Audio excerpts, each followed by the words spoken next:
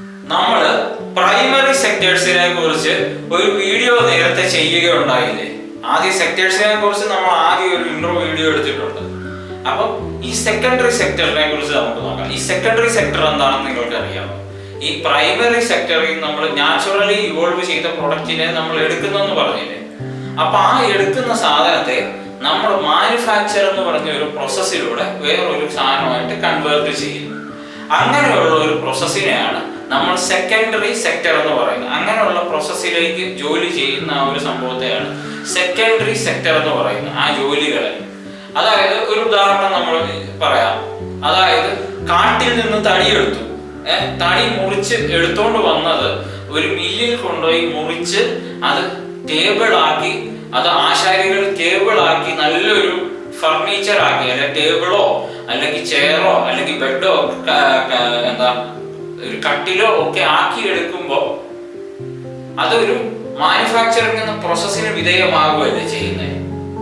അതായത് കാട്ടിലൊരു തടി അത് ഒരു പ്രോസസ്സിൽ കൂടെ കഴിഞ്ഞപ്പോഴേക്കും അതൊരു നല്ല മനോഹരമായ മേശയായി തീർന്നു. അതിനിടയ്ക്ക് വരുന്ന എന്താണ്? അതാണ് മാനുഫാക്ചറിംഗ് എന്ന് പറയുന്നത്. അതുപോലെ ഒരു ഉദാഹരണം പറയാം. നമ്മൾ ഷുഗർ കെയിൻ കണ്ടിട്ടില്ലേ? കരിമ്പ്.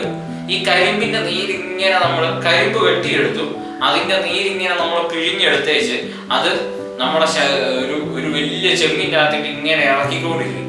കുറെ ഇളക്കി കഴിയുമ്പോൾ അത് നല്ല കട്ടിയായി വരുമ്പോൾ അങ്ങനെ അതിൽ നിന്നാണ് നമ്മൾ ശർക്കര ഉണ്ടാക്കുന്നത്. അതിൻ്റെ അകത്ത് കുറെ കാര്യങ്ങൾ ആഡ് ചെയ്യുമ്പോൾ അത് ശർക്കരയായിട്ട് മാറും, ഗുഡ്. അപ്പൊ ഈ ശർക്കരയായിട്ട് മാറുന്ന, അതായത് കരിമ്പെന്ന് പറയുന്ന സാധനത്തെ നമ്മൾ ശർക്കരയാക്കി മാറ്റിയത് ഒരു മാനുഫാക്ചറിങ് പ്രോസസ്സിലൂടെയാണ്. അതുപോലെ തന്നെ ഇപ്പൊ നമ്മൾ ഈ ഡ്രസ്സ് ഇട്ടിട്ടുണ്ട്. ഈ ഡ്രസ്സ് എന്താ? കോട്ടൺ ആണ്. ഈ കോട്ടന്റെ പ്രത്യേകത എന്താ? കോട്ടൺ എന്ന് പറയുന്ന ആദ്യം ഒരു പരുത്തി എന്ന് പറയുന്ന സാധനത്തിൽ നിന്ന് നമ്മൾ നൂലായിട്ട് അത് ചർക്കയിൽ നെയ്തെടുത്ത് വെച്ചിട്ട് അതിൻ്റെ അകത്തുനിന്ന് നമ്മൾ എന്താ വസ്ത്രം ഉണ്ടാക്കിയെടുക്കുകയാണ് ചെയ്യുന്നത്, അല്ലേ? അപ്പൊ ഈ വസ്ത്രം ഉണ്ടാക്കിയെടുക്കുന്നത് ഒരു മാനുഫാക്ചറിങ് പ്രോസസ്സിലൂടെയാണ്. കോട്ടണെ നമ്മൾ ഡ്രസ്സാക്കി എടുക്കുന്നു. അത് ഒരു മാനുഫാക്ചറിങ് പ്രോസസ്സിന് വിധേയമായിരിക്കുകയാണ്.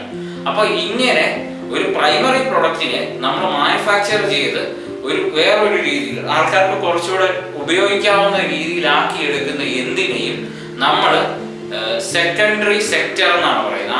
ആ ഒരു പ്രോസസ്സിൽ ഉൾക്കൊള്ളുന്ന ആൾക്കാരൊക്കെ നമ്മൾ സെക്കൻഡറി സെക്ടറിൽ വർക്ക് ചെയ്യുന്ന ആൾക്കാരാണ്.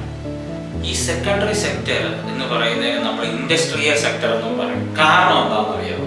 ഈ സെക്കൻഡറി സെക്ടർ എന്ന് പറയുന്നത് ഉപയോഗപ്രദമാക്കുന്ന സംഭവം, അതായത് ഒരു സാധനത്തെ മാനുഫാക്ചർ ചെയ്ത് ഉപയോഗപ്രദമായ മറ്റൊരു സാധനമാക്കി മാറ്റുന്നു. നാച്ചുറൽ സാധനത്തെ നമ്മൾ ഉപയോഗപ്രദമായ സാധനമാക്കി മാനുഫാക്ചറിങ്ങിലൂടെ കൺവേർട്ട് ചെയ്യുന്നു.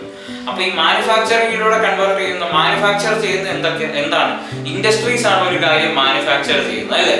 അപ്പം മാനുഫാക്ചറിങ് ചെയ്യുന്ന ആയതുകൊണ്ട് തന്നെ അതിനെ ഇൻഡസ്ട്രിയൽ സെക്ടർ എന്ന് നമുക്ക് പറയാൻ സാധിക്കും.